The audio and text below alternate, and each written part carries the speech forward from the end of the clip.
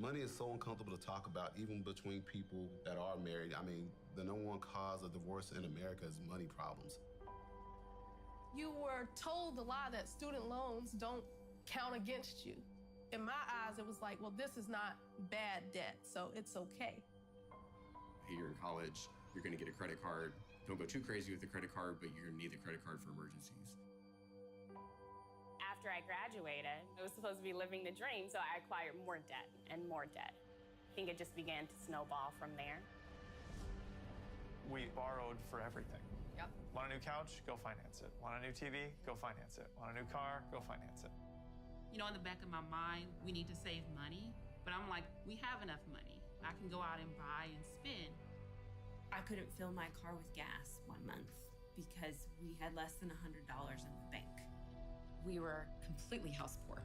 That's where the stress came. I saw it in my husband. This card has $10 left on it. This card has $20 left on it. And I'm like, there's no way I'm gonna be able to pay for all this food. I had no control over my anger, my emotions, my spending. We had personal loans, student loans, a mortgage we were trying to keep afloat. We started to see our marriage drop away. We nearly lost everything. We were clueless. And I didn't have any control. I just didn't see how we could get out of the hole that I'd created. There had to be a change. This is it. This is where it starts, right here. I was so sick and tired of being where we were at. Every day I would look at my wife and look at our little newborn daughter, and I'd be like, you know, I gotta do this. I'll never, ever be in this again. And we're working from the same place with the same goals. We save, we have targets, we have a plan. Now we're believing that we can actually do this. Light at the end of the tunnel just kept getting bigger and brighter. I can do this for however long it's gonna take. I feel like I can do more things than I ever could. I can work because I want to, not because I have to. Nobody owns me anymore. Nobody. Our lives were transformed. You're free. We changed our family tree. This is what it's all about. This is what we work for. I'm not afraid anymore, and I look forward to the future.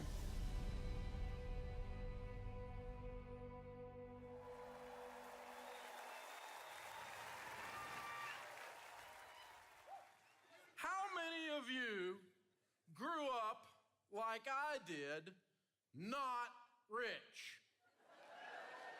Don't be so happy about it. My wife Sharon and I, we got out of college and got married. We were broke. Started off eating off a card table, driving a 1902 Pinto. For you young people, that's a car, not a bean. When we started off our lives married and broke. How many of y'all started off married and broke? Yeah, you know what I'm talking about. We ain't got money, honey, but we got love. Good thing, too, because we ain't got any money. Oh, that only lasts so long. I started buying and selling real estate in my early 20s, starting from nothing. I got rich, at least by a kid from Antioch, Tennessee standards. By the time I was 26 years old, I had about $4 million worth of real estate, a little over $1 million net worth, and I was making $200,000 a year. It was fun. That's $20,000 a month. Neighborhood I grew up in, we called that rich. That was fun. And I got that car I always wanted. You had a car you always wanted? If I ever get some money, I'm gonna get that car. You know the one I'm talking about, right? For me, it was a Jaguar. I wanted to get a Jaguar because nobody in my old neighborhood could spell Jaguar, much less get one. I mean, this was exotic. So I got me a Jaguar, man, and within 90 days, baby, I am a Jaguar. Right? We're having fun, man. We went to Hawaii, rednecks in Hawaii. Oh, man. We had so much fun. It's unbelievable. You know what we did? We went back. It was fun. You know, sometimes I hear these people say, all those rich people are miserable.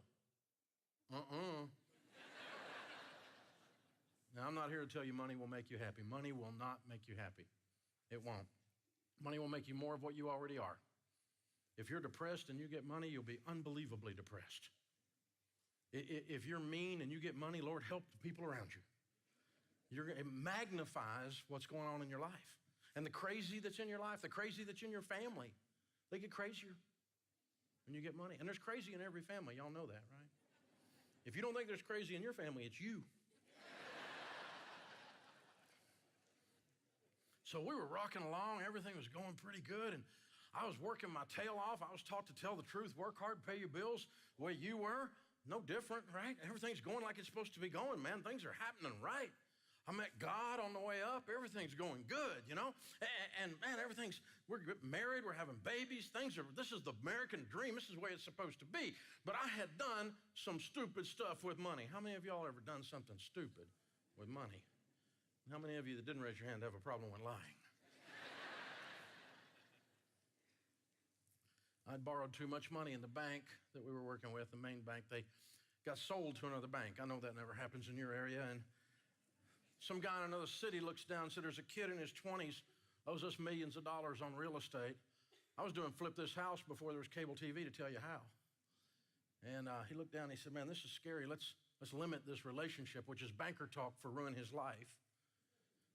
And even though I wasn't late on my notes, it was commercial paper. They're allowed to do all kinds of stuff. I was stupid. I signed up for this trip, and they called our notes. And we spent the next 2.5 years of our life losing everything we owned. We were sued. We were foreclosed on.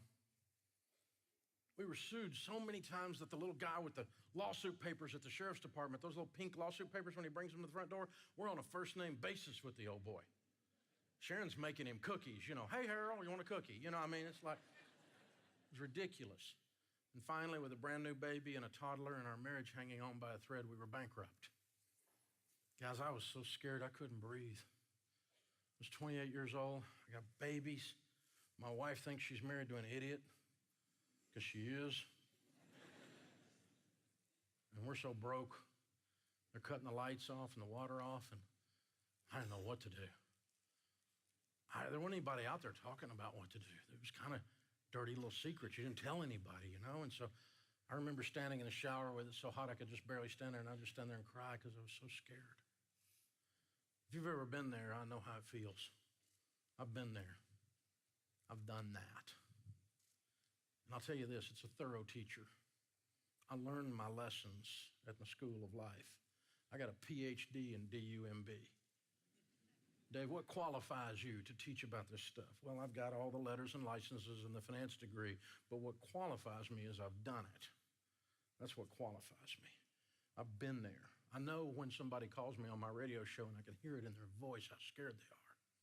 I can return to those moments 30 years ago. I remember how it feels. And what this stuff does to a marriage, it's the #1 cause of divorce in North America today. Money fights, money problems, money stress. We didn't get a divorce. We held on to each other, but sometimes it's just to get a better grip, y'all. I mean, Sharon's from the hills of East Tennessee. Frying pan throwing there's an Olympic event, baby. I'd like to tell you I bounced back, but I didn't. I blamed everybody else. Sat around, it was the IRS's fault. It was the banker's fault. It was the president's fault. It was the Congress's fault. It was everybody's fault but mine. You ever do something stupid and blame everybody else for your stupidity? Turns out McDonald's does serve hot coffee.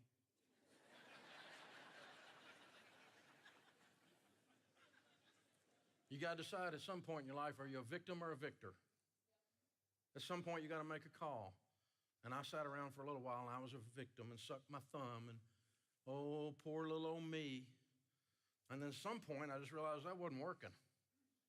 I was having breakfast with one of my buddies, and he goes, you got enough lemons, you ought to make some lemonade, son. He said, you need to learn what happened, and you need to never do it again. So I started studying what the Bible has to say about money, and I started talking to old rich people. I didn't want to talk to young rich people. I had been him. He was stupid. I want to talk to people that got money and kept it. And old rich people told me the same thing the Bible did. It was called common sense. But common sense is so rare that it's like having a superpower. It sets you apart completely. And so we started doing this stuff in our life, and it started changing everything. It moved everything in our life. And all of a sudden, I mean, it was a little bit at a time. It was gradual. It didn't happen overnight. But, I mean, we look up, and all of a sudden, you know, we're out of debt. We clear it, because you don't get to bankrupt everything. I mean, the IRS, the KGB, the IRS follows you, right? And student loans aren't bankruptable. You know that, right? And so we still had all this stuff to clean up. And so we're working, we got out of debt. And there wasn't any place to scream, I'm debt-free, but I went out in the backyard and did it anyway. You know, I'm from Tennessee. We just yell at the moon. You know, come on, man. And, we started working this stuff. We're going, we're never going back. Never going back. I'm not living like this. I'm never going to put myself in a position. If American Express calls my house, it's a wrong number. I am never going back. When you have those moments in your life, it changes everything, y'all. And changed the trajectory of our lives. I met God on the way up, but I got to know him on the way down. It changed the trajectory of everything. My faith, my marriage, my business acumen, my leadership skills, everything started shifting and forming around this. And now here we stand all these years later. And it's amazing. Not only did we straighten up Dave and Sharon Ramsey, but we told other people what we did, and some of them started doing it. Millions of them start doing it over the next few decades. And now it's like a thing, you know? It's like my name is like a verb. I'm Dave Ramseying that, you know what I mean? It's, what are you doing? I mean, it's like a cuss word in some houses, right? You know? But all that comes from just saying, I'm not living like this anymore. And when you hit that point, it changes things. It changes everything. And then we started saying, okay, these principles that we're learning, what do you do first? Do you save money and invest? That's important. Do you get insurance? Do you have your emergency fund first, or do you get out of debt? What about paying off your house? You know, what about building wealth? What about the power of compound interest and getting that working for you to be a millionaire? Which of these things do you do first? And it was confusing, and people said, I don't know what to do first. And I said, well, I don't either. And then I just ran into this thing, and it said, you can do anything if you do it a bite at a time. That's how you eat an elephant, a bite at a time. And I ran 2 full marathons one day, about 12 or 14 years ago. 2 in one day, my first and my last. In my mind, when I finally went across the finish line, I was sprinting. The video shows otherwise. Looked more like this. Guy wearing a tutu passed me, okay? I'm just saying it wasn't pretty. But you know what? I finished. I'm not telling you the time, it was ugly. But I finished. And you know the only reason I finished? I ain't quit. The only reason I finished was I took another step. And then I took another step. And then I took another step. And it hurt. And it wasn't fun. And I was whining, y'all. I thought whining was a little-known form of prayer, you know? But I took another step and I didn't quit. And so we started figuring out that good financial planning and applying these principles in order works, and we call them the baby steps. Baby step 1 is you save $1,000. Baby step 2, as soon as you've done that, is you work the debt snowball.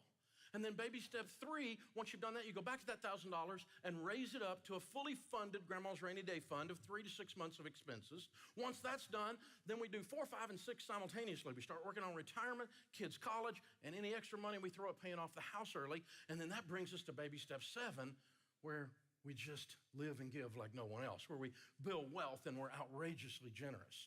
And that's our outline of what we're going to go through together. This is the process we're going to go through together to take these principles of living debt-free, of living on a budget, these principles, and how do we apply them in what order? That's the order. Baby step 1, $1,000 in your starter emergency fund, your beginner emergency fund. I used to call it a baby emergency fund, and this airhead said, I don't want a baby. That wasn't what I was talking about. It's a starter emergency fund. Okay, it's just a little bit of distance between you and a flat tire or a bad alternator. You follow me? And that way it's not on the credit card. We're just getting a little bit of distance, plus it's something you can do pretty easy. You see, this is your easiest baby step, because it's only $1,000. Some of you already got $1,000. Just name it baby step 1 in your mind right now. Check, you're done with this one, right? But some of you don't have squat. And you got to have a garage sale this weekend, and you got to put everything on Craigslist this weekend, and you don't need to see the inside of a restaurant again unless you're working there, right? You got to start piling up some money and get you $1,000. I meet people make $80,000 a year doing baby step 1. They say, they're crying. It's the first time I ever had $1,000. It's because it's all just blowing right through. You know what I'm talking about? It comes in and goes back out with other people's names on it. But now we got a plan where we are going to win with this income that we work so hard to earn. It's the hardest baby step. It's the easiest baby step. It's easy because it's only $1,000. It's the hardest because this is the point in the process.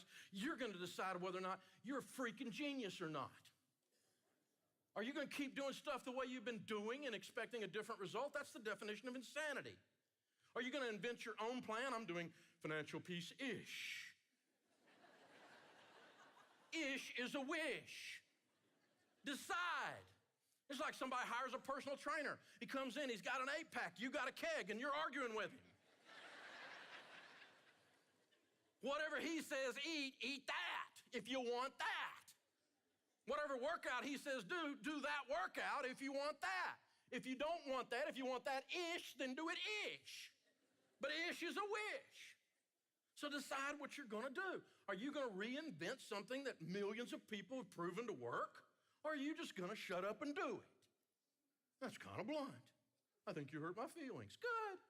It's my spiritual gift. Because I love you. I love you. I know who you are. I'm proud of you. You're incredible people. But you got to do some things different if you want some different things. Agreed? Say yes. So you got to decide. But it's funny, man. People they're sitting in the middle of their stupidity. I mean, we're like a toddler in a poopy diaper. Yeah, I know it smells bad, but it's warm and it's mine. I get hate mail because people don't want to cut up their stupid credit cards. Isn't that ridiculous? I mean, you're really short on things to write hateful things about, aren't you? Really? It's unbelievable, y'all. It's a really simple idea. Try this stuff. If it doesn't work, you can go back to your way. We know what the results of that are. You're sitting right now as the sum total of the things that have happened to you and the things that you have done with your money. That's how you got where you are right now. And you can't control the things that happen to you, but you can control the things you've done. And most of where we are is because of what we did, good or bad. If you're winning, it's because you were doing some winning stuff, right? Winning is no accident. So that's how the baby steps work. You got to make a decision. Am I going? I got a friend of mine that's worth about $2 million. I was on his podcast the other day, and he said, you know, I actually did your stuff the other day. He goes, I did it about 4 months ago. And I said, really? We've known each other for 10 years. And he goes, yeah, but I'm a millionaire, so I thought I was doing okay. But he said, I got to looking at it, and he said, I realized you had this stuff figured out. And I said, wow, that's insightful, you know. We were kind of kidding back and forth. Y'all see what I'm saying. I mean, it's kind of a joke. But he said, you know what changed everything? When I decided to submit myself to someone else's ideas, he said, that's when it changed everything. Am I willing to submit and try something that I've never tried to get something I've never gotten? That's a hard thing for people to do. Change is hard. Even if we don't like where we are, we seem to be stuck in it. Change is hard. So you got to get up out of that. Say, no more. That's the hard part of this baby step, because this is the point you're going to decide whether you're going to do this or whether this is a nice theory from this crazy man on the radio from Tennessee. Is it just a nice theory, or am I really going to change my family tree? Am I really going to do what it takes? See, I figured this out. If you will live like no one else, later you can live and give like no one else. The Bible says there's no discipline that's pleasant at the time, but it yields a harvest of righteousness. No one wins without paying a price to win. No one wins without paying a price to win. There are no accidental, random lightning strike winners. People win as an intentional series of acts. They plant things in the ground in their life, and those things grow, and it changes everything. That's why people win. And that's why this has been so successful, because we convince people that you're in control of your destiny. You're in control of your destiny. You're in control of your destiny. Not 100% of it, I understand that. God plays a part, his blessings play a part. Sometimes other mean people do stuff to you. I know that happens to me too. I get that, okay? But most of all, I'm in control of my destiny. The only variables I can control are me, and I'm gonna control that variable. We're gonna be under control for the first time ever. We had to do it because we were so scared and broke we couldn't breathe. Some of you don't have to do it, and that's almost dangerous, because you might just kind of kick back and not do it. Submit yourself to something different. Try something different. That's why this is the hardest baby step. Here's how the 9 lessons are structured in Financial Peace University. The first 4 lessons are where we cover the baby steps. Now, once you've got those things done and you understand them, you don't have to complete the baby steps. Then you go up here, and now it's time to really do what the wealthy people do, okay? There's 2 things you do if you're gonna win football. There's 2 things you're gonna do if you're gonna win at wealth. You have good offense, you know how to build wealth, and you have good defense. You don't make stupid mistakes that cause you to lose it all. You have to learn the defense and you have to learn the offense. So you can do those first 4 lessons and quit, but you're gonna mess up because you don't know how to play offense yet and really build the big wealth, and you don't know how to play defense and keep from losing it. And you know how to put the right coverages in place and do the right kinds of things. You understand enough about the financial world to know what to do to manage the wealth that's coming your way and how to maximize it. And so the first thing we do is we get the jet off the ground. And by the way, if you're ever studying a jet airplane, they burn most of their fuel at takeoff. When you get up in the thin air, it doesn't take a lot of fuel to keep it aloft. And it takes even less fuel to land it, because landing is basically a controlled crash. Isn't that comforting? And so that's what you're dealing with. So what we're doing here is we're getting this thing off the ground with this gazelle intensity. Y'all feel it? And we're gonna do baby step 1, we're not doing anything else until we do that. We're gonna do baby step 2, we're not doing anything else until we do that. Then we're gonna do baby step 3, we're not doing anything else until we do that. And then we're gonna do 4, 5, 6 at the same time, which is gonna lead us into 7. And we're gonna walk you through that.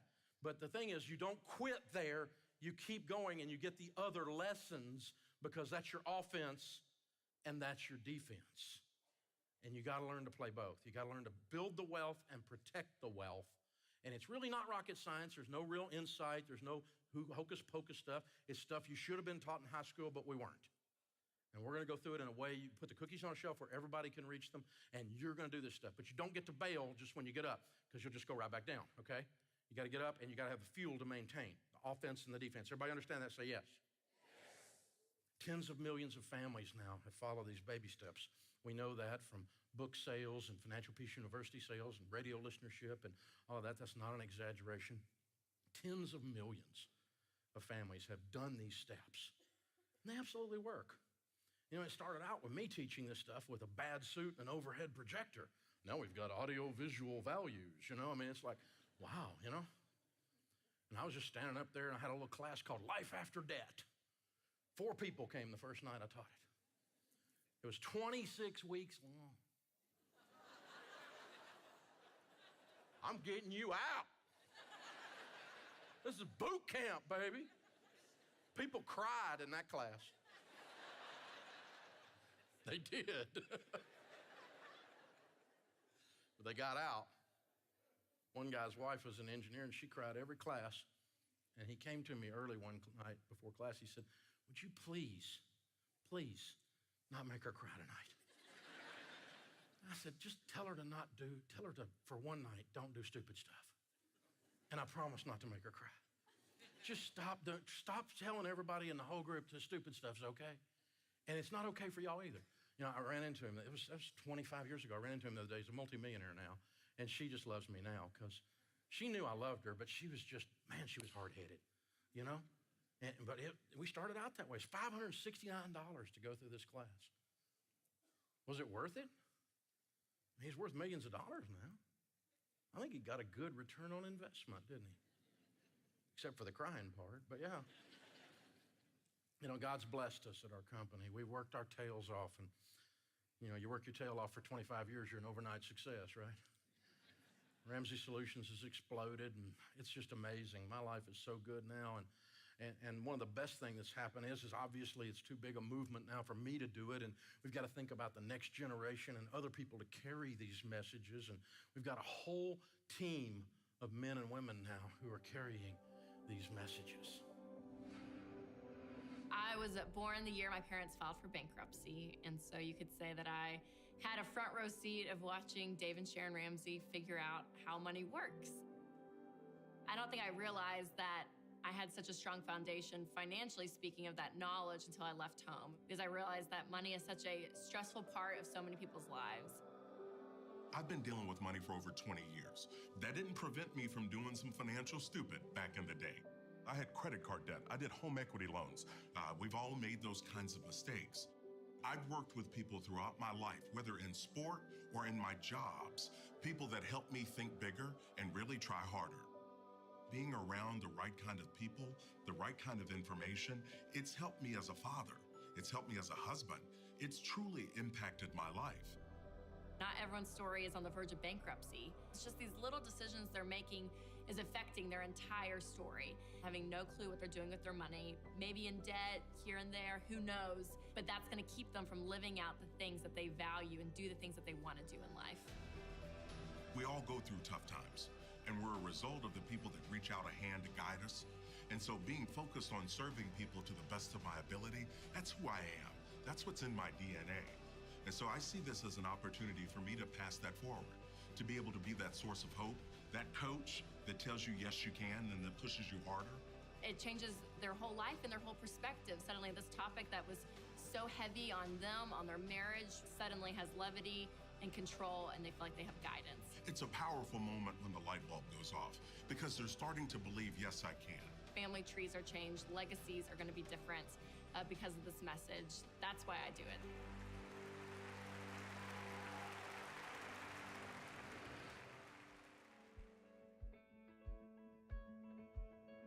I was good with saving money, but I was also good with spending all the money I saved. Nobody teaches you that when you come together, there needs to be transparency around your finances, and you've got to pull them together. He doesn't like the word budget. He does not like that word. Still does something. To him, it's just like, no, it tells me I can't do anything. When we first got married, finances was my deal, and it had always been my deal. It's something I enjoyed. I love the spreadsheets. I love the data. He was very spontaneous, and I was very much a planner, and we clashed a lot. We never talked numbers, you know, so it was just kind of something that we kind of just grazed over. We have enough money, but we just have enough. I just kept looking at the numbers and I'm like, we are out of money again. I didn't want to let him know about my money because I didn't want him to take control of it. I wanted to keep my money, and I thought I was doing a good job with money, even though I wasn't. I was playing the credit card shuffle game. I was shuffling no payments, doing all this stuff, and realized that was one of the biggest stressors in my life. I pulled my credit report, and there was like $20,000 in credit card debt that was in my name that I had no idea I had. Yeah, I did that. I knew what the problem was, but I had no solution. It was almost a game, but it really wasn't a fun game. It got really uncomfortable. We're really leading separate lives. We weren't doing it right. All right, confession. I am a spender, and I hated budgeting. That's right. Some of you probably just like fell out of your seats that Dave Ramsey's daughter hated budgeting, but it's the truth. It is just not naturally what I'm good at. I'm kind of like not great at details, and just the idea of budgeting was always so hard for me to grasp. I actually could understand it, but doing it is what was difficult. And I can even remember when Winston and I, my husband, when we were engaged, we went to premarital counseling, and even our premarital counselor said, you guys should do a mock budget together. I was like, how much did my dad pay you to say that? Because I was like, oh my gosh, I know we need to. Just doing it is so hard. And so when Winston and I got married, we didn't budget. We didn't budget for like the first 6 months of our marriage. And then finally one day, Winston came to me and he was like, Rachel, we need to do a budget together. And I just remember thinking, ugh, you're one of those, aren't you? But I was like, okay, I know I need to. We need to do this together. Just doing it like, oh, I was like, okay, let's do it. So I remember we sat down in our little condo that we were living in at a kitchen table, and we did our first month's budget. And you guys, it was a disaster. Like, it was terrible. I think we budgeted $50 for food or something for the whole month. Like, it was so bad. The second month, I remember it got a little bit better. We learned from our mistakes. We're like, okay, let's adjust these categories. But it was still a little rough. The third month, it actually started working. So much so that we were like, oh my gosh, this is great. This is what living on a budget feels like. This is amazing. And Winston and I are not perfect with money, but I can confidently tell you that we've done a budget pretty much from that point ever since. So much so that a budget became a part of our life that we took a trip to Florida one year before we had kids. It was kind of our last big hoorah. And we were flying down to Florida, and Winston looked over at me in the plane, and he was like, hey, Rachel, listen, I want you to relax on this trip. I don't want you to worry about anything. So you don't have to think about the budget at all, and you can just spend money. Yes, he did. Yes, he did. I was like, wait, what? I was like, for real, I don't have to think about the budget, and I can just spend money? And he was like, yeah. I mean, if you're bumping up against the trip budget, I'll let you know, but yeah, just enjoy. I gave him the biggest kiss in the world. I was like, babe, you're letting me live in my strengths. Like, this is what I'm good at.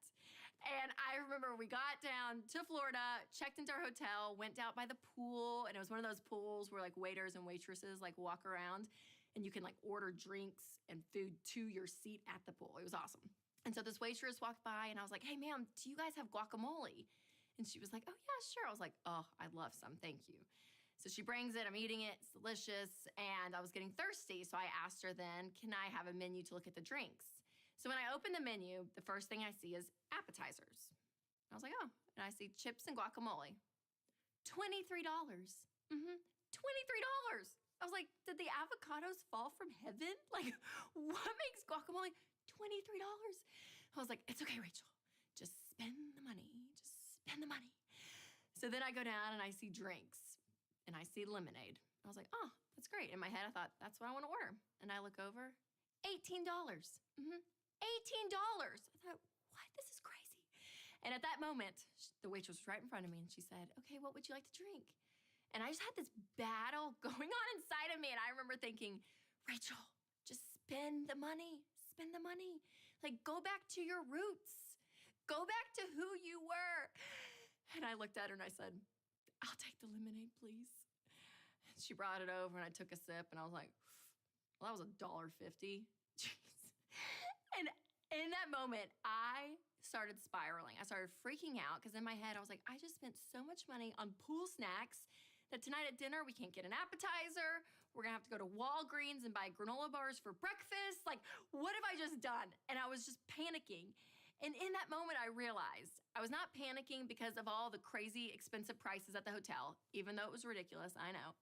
But I realized in that moment that this was the first time at that point in years that I felt so out of control with my money, that I had no clue where my money was going. And that's the moment I realized that a budget does not limit your freedom. A budget gives you freedom. A budget gives you permission to spend. So I'm telling you guys, this is going to completely change the way you handle money because you're going to have control. But if you've never done a budget before, give it 3 months to get into a rhythm because it's going to take some time. Winston and I totally are a testimony to that. It takes about 3 months. And you also will realize that money is relational. You have to do this with your spouse, or if you're single, find a friend who is good at money who can look over your budget with you. Now, in relationships, we have spenders and we have savers, and we have nerds and we have free spirits. Now, the nerd enjoys doing the budget. The nerd loves this, right? The nerd is so excited that I'm talking about the budget right now. You probably are pulling up Excel right now and you're just pumped, like you're so happy. Now, that's Winston in our marriage. And then you have the free spirit who feels controlled by the budget. And that's me. Naturally, that's how I feel. And you have to understand, you both add such value to the budgeting process. The free spirits give the nerds a life. We give the nerds fun. We say, hey, you can enjoy life. But the nerds help us free spirits not go broke. So you have to realize neither one is right or wrong. You're just different. So how do you come together when there's such differences and make this work? Well, we call this the budget committee meeting. Now, in the budget committee meeting, you will meet with your spouse to review next month's budget. So here are a few rules for this, okay? Nerds, you need to create the budget. Why? Because you're good at it. You like doing it. We think it's a little weird, but you do. You enjoy it. So create the budget. And then when you're sitting with your free spirit, thank your free spirit for being there because they probably really don't want to be there. But thank them for their presence. This is great. And then I want you to show the budget to your free spirit and then be quiet. Don't say anything else. All your opinions, nerds, are on the budget. Be quiet. All right, free spirits, you must come to the meeting. You have to show up. You also have to be realistic, and you can never use the phrase, whatever you want to do. It's all gonna be fine, whatever you want to do. You can't say that. And also, free spirits, you have to have an opinion and actually change something on the budget. Now, this can be something small. I mean, seriously, you could just lower the food category by $50 and up, maybe your gas category by $50. Like whatever you want to do, like you can make it really small changes, but you have to change something. Because when you do this, you start working together and you start to see that this whole process starts to work. And when you're intentional with your money, you will find that the budget gives you control you never knew you had. But you must do a budget every single month before the month begins. This will be a key to your success. And also your budget needs to be zero-based, a zero-based budget. So that means your income minus expenses equals zero. Every single dollar is put into a category. Now you're gonna start your budget with giving. So why is this important? Because giving changes so much of who you are, and especially if you're married as a couple, you guys doing this together and start to create the habit of living your life with an open hand changes so much. Now, I do tell couples to give a little until you can give a lot. Now, after giving, you'll save money. Now, if you're in debt, you're going to save your $1,000 starter emergency fund as fast as you can, and then you're gonna cut back on your savings to pay off all of your debts. And then finally, your third priority is spending. Now, in spending, you're gonna take care of your family first, and we call these your 4 walls. The 4 walls are food, utilities, shelter, and transportation. Now, you need to be clothed as well, but you probably have enough clothes to get you by. When we were going through it, I went to one of those little dollar movie rental places outside the gas station, and it wasn't on our budget. I didn't have, that was like off the grid type thing. I got in the car, she called me, she was like, "Did you just spend $1.05?"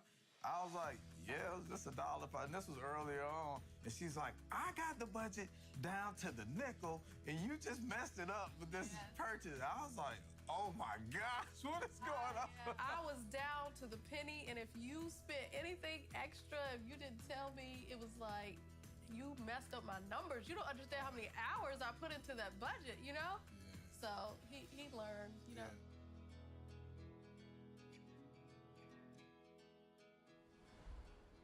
So usually at this point, people ask, okay, so how do you budget? Well, we're gonna walk through a sample budget and we're going to use every dollar. This is an incredible app that our team created and it makes it so easy, you guys. It's so great. So when you create your first budget, you're going to use every dollar, which you're gonna have access to through your membership at financialpeace.com. So we're gonna walk through some budget categories and some recommended percentages. Did you hear me? Recommended, okay? These are gonna be guidelines, kind of guardrails, not rules, okay? Because some people freak out when they hear this because your percentages might change depending on your situation.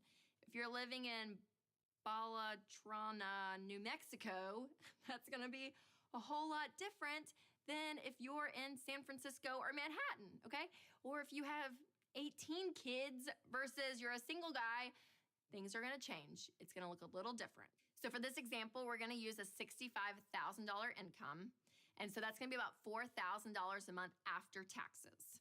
So your first line item is giving, like we talked about. So 10% there, which will be $400. And then you'll go to savings, which will be different, but for this example, we'll say 10%, which is $400. But again, could change depending on where you are in the baby steps. Food is around 10 to 15%, so that'll be about $600. Now for food, the cruises, we always break out groceries and eating out because eating at restaurants for me is like my love language. I love eating out. So even if we have like $15 left at the end of the month, I'm like, cheap Mexican food or Chick-fil-A, like let's do something with it. So I like to see it broken out. It just helps us, but you do what you want. Next up will be your mortgage or rent. And so this will be 25% of your take-home pay. So that's gonna be $1,000 for this example. Next will be utilities, which is 5 to 10%, so that's $400. Transportation, this is gonna be like oil changes, gas, that kind of thing. That'll be around 10%, so $400. Next will be kind of your fund money. So I love this because each person, if you're married, needs to have their own line item for their fun money. So I like this because when I'm at Target and I need to buy mascara or something, I'm not like texting Winston. I'm like, hey, I'm gonna buy $6 mascara, just let you know. No, I have some money slotted for me. It's my fun money. There it is. And Winston, when he goes to a hunting store or an outdoor store, like he can go buy some stuff. So each person has a number, a dollar amount that you can spend at your discretion. So for this, we'll say is 5 to 10%, so $200. Clothing will be around 5 to 10% as well. It's probably my favorite category there, $200. Entertainment, this will be around 5 to 10% as well, so that's $200. And then miscellaneous will be 5 to 10%, which is $200. Now, miscellaneous, don't skip this one. This is like the catch-all category because stuff is going to come up throughout the month that you do not anticipate, AKA for us this month, we have 2 kids' birthday parties. Why does everyone it feels like everyone's birthday's in the same month. So I'm like, oh my gosh, I totally forgot. So I've had to order stuff on Amazon. It goes in the miscellaneous category. Thank you, miscellaneous category. It saves us so many months. So don't skip that one. Now, your budget may also include other categories like health insurance if it's not deducted from your paycheck or gym membership. So just make sure that you plan for everything you spend money on in the month. Make sure you put it in the budget. Okay, if you have debt, you need to plan for that in your budget as well. This is when you're really going to feel the pain of those payments. My friend Chris Hogan says that debt is a thief. And when you have to cut back on a lot of these categories to pay off debt, you will see how debt steals your paycheck. We'll show you exactly how to pay off debt using the debt snowball in the next lesson. But now on some of these categories, we recommend using cash for them. So things like groceries, clothing, entertainment, those things, actually cash those out. Because what happens is when you pay with cash, not only do you usually pay less, but you feel cash. It's like emotional. You see it and it's like, oh, you're at the counter, to buy your sweater and you're like, do I really want to spend this money? Like, oh, it just hurts. You feel it. Versus swiping a credit card. A debit card's a little different because it's money coming out of your checking account. But still, there's not a lot of emotion. When you swipe a card, you keep the card and you get the item. With cash, there's like an exchange that happens. You feel it. And what's great is it's a great accountability partner because you're going to have an envelope and it's going to say groceries on it. You're going to carry that around. And when it starts getting low, okay, I'm going to have to be smarter when I go to the grocery store because when the money's gone, it's gone. Now you can use envelopes. I sometimes like to get clips for each category and put them in a wallet that I use, but whatever you want to do. But again, it's great because it's going to show you really how to stay on track with those categories that you tend to overspend on. Now, doing a budget is critical to your success, you guys. Not only in baby step 1, but throughout this entire course. People who win with money happen to their money. They don't let their money just happen to them. And remember, you have to be intentional with your money, and the best way to do that is with a budget. And the best part is that once this becomes a habit in your life, you can't imagine living life without a budget. Through Financial Peace University, we started working on a budget together, which was probably the greatest day of your life, me being interested in money and a budget. We actually call it a cash flow plan because a budget seems way too constricting to me. As a free spirit, trust me, I did not want Our to be... budget meetings were always difficult. We never had a budget meeting that was smooth, ever. Even to this day when we have them, I pray going in, I'm like, Lord, please soften Eloy's heart, let it be okay, and please let him want to do this. Let me describe. I realized that I was the free spirit and he was the nerd, and that was okay. And it really opened up the possibility of my participating in the finances. We learned how to compromise, and that compromise extended around other things that we were going through as a relationship. The biggest problem was that I was a very selfish person. It was all about me. As much as that's not necessarily a financial thing, makes you realize what our role is in the whole process. It gave me hope that I could change the person in the mirror and that we could get together on our finances and we could make our marriage work. It's all about give and take. There's certain things about the budget that he wants more of, such as food. And then other increases that I want is clothing. Going on this journey by myself as a single girl. I didn't have an accountability partner, so I had to think about it in a way that really impacted me differently. I don't have children, so it wasn't like, oh, this could have gone toward their college fund, but I can say, oh, this could have gone to starting that fashion business that you want to start, or this could have gone to a nice handbag or a nice trip. I had to value things a little bit differently. As we began to do the budget, Scott began to express to me that he valued how I brought fun to what we could do with money. All of a sudden, we were back together. When you can come home and have a conversation with your spouse about finances when you never could before, and it's not an argument and it's not scary anymore. Each week you want to have a budget meeting just so you can know that you're on the same page. A lot of people go on diets or try to do quick fixes with their finances, but then they're back into using credit cards and back into debt. And this taught us how to have a life change to change the way you think. You know, for a lot of people sitting out there, they say, Chris, you have no idea my situation. You don't know how much stupid or silly I've done with money. I don't care what your situation is. We've all messed up with money. We've all made mistakes where we wish we could go back and undo some things. Regardless of where you are, I know you can fix this. As a coach, I've seen it happen where people start to believe, they start to think different. And the next thing you know, they start to just feel this energy inside of them. And that builds momentum. You're going to have an opportunity to learn the information you should have been taught years ago. You're going to learn the process of how do I effectively deal with money and what's my plan? How do you do the things to help build your dreams? But more importantly, how do you protect yourself? So we're going to be walking through a lot of information. We're going to be talking to you about budgeting. We're going to talk to you about attacking debt and giving yourself a raise. We're going to talk to you about how do you build up an emergency fund and why is it even needed in your life? Then we're going to start to help you build the pathway for your dreams. That's with investing.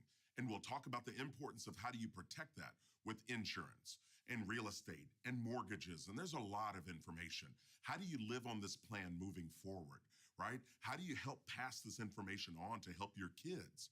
You get an opportunity to begin to go from just dreaming to actually doing. But the gap in between those two, this is where the work comes in. And this is exactly where Financial Peace University is going to guide you each step of the way. It's almost like being let in on a secret. But guess what? It's not a secret. It's information that's available to you.